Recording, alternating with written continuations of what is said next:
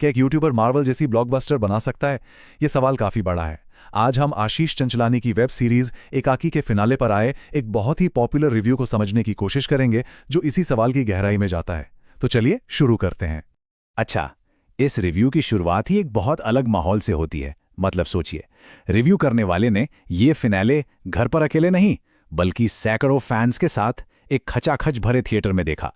और इस एक चीज ने, मतलब इस पूरे एक्सपीरियंस ने उनकी पूरी समीक्षा का नजरिया ही बदल कर रख दिया। रिव्यू करने वाले ने इस एक्सपीरियंस की तुलना उस पल से की जब कैप्टन अमेरिका ने थॉर का हथौड़ा उठाया था। वो सीन याद है ना?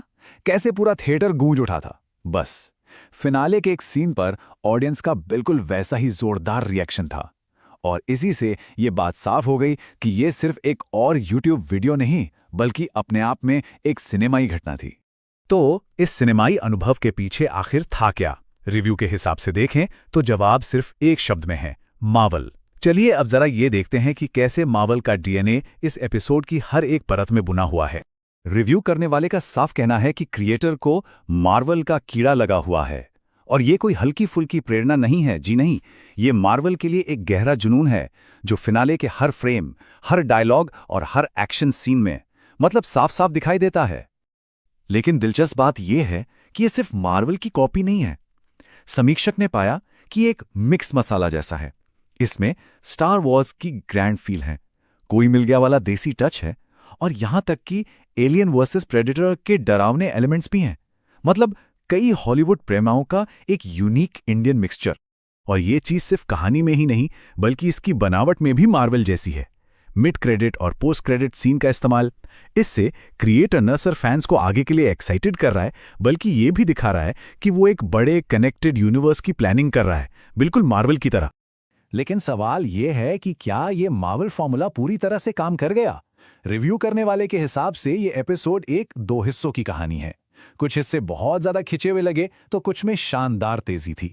समीक्षक की सबसे बड़ी शिकायत पहले हाफ से थी। उनके मुताबिक लगभग 1 घंटे के इस एपिसोड का शुरुआती हिस्सा थोड़ा धीमा और बार बार एक ही जैसा लग रहा था, जिसमें एक्शन को बेवजह खींचा गया। लेकिन फिर कहानी ने एक जबरदस्त यू टर्न लिया और दूसरा हाफ एक रोमांचक रोलर कोस्टर राइड बन गया। रिव्यू में कॉमेडी की खास तौर पर तारीफ की गई है। जब कहानी बहुत डार्क और ब्रूटल जोन में जा रही थी, ठीक उसी वक्त साइड कैरेक्टर्स की पंच लाइन्स ने माहौल को एकदम हल्का कर दिया। ये दिखाता है कि क्रिएटर को ये अच्छी तरह पता है कि एक्शन और कॉमेडी को कैसे बैलेंस करना है, जिससे टेंशन भी कम हो और लोग बंधे भी रहें। चलिए कहानी और बनावट से थोड़ा हटकर बात करते हैं। पर्दे के पीछे की मेहनत की समीक्षक ने इसको सलाम किया है। उनके हिसाब से ये प्रोडक्शन अपने आप में एक असंभव यानी कि इम्पॉसिबल अचीवमेंट है। देखिए, ये कोई रातों रात बना प्रोजेक्ट नहीं था। क्रिएटर ने अपनी जिंदगी के पूरे 3 साल इस एक विजन को सच करने में लगा दिए। ये डेडिकेशन उस जुनून को दिखाता है जो यूट्यूबर्स अपने काम में डालते हैं, जिसे अक्सर मेन स्ट्रीम मीडिया नजरअंदाज कर देता है। समीक्षक ने इस बात पर जोर दिया है कि ये एक इम्पॉसिबल बजट में एक बहुत ज्यादा इम्पॉसिबल क्रिएशन है। इसका सीधा सा मतलब है कि जो काम बड़े बड़े प्रोडक्शन हाउस करोड़ों में भी मुश्किल से कर पाते हैं, वो यहां हॉलीवुड स्टूडियो के बजट के एक बहुत छोटे से हिस्से में कर दिखाया गया। ये इंडिपेंडेंट क्रिएटर्स की ताकत को दिखाता है। और हां, अगर इसे देखने का प्लान है तो समीक्षक की एक सलाह जरूर मानिएगा। इसे अपने फोन पर मत देखिए। इसका पूरा सिनेमाई अनुभव लेने के लिए जो उन्होंने थिएटर में महसूस किया, उसके लिए एक अच्छी बड़ी स्क्रीन और एक दमदार साउंड सिस्टम की जरूरत पड़ेगी।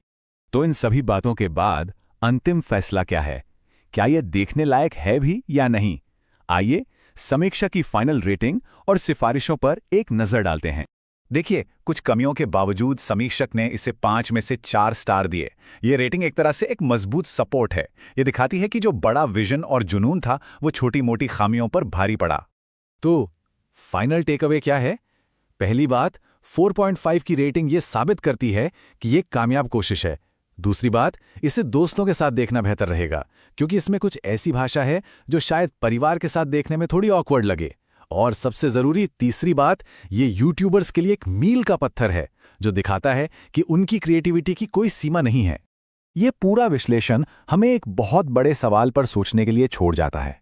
क्या एकाकी जैसे प्रोजेक्ट इंडिपेंडेंट कंटेंट क्रिएटर्स के लिए एक नया स्टैंडर्ड सेट कर रहे हैं?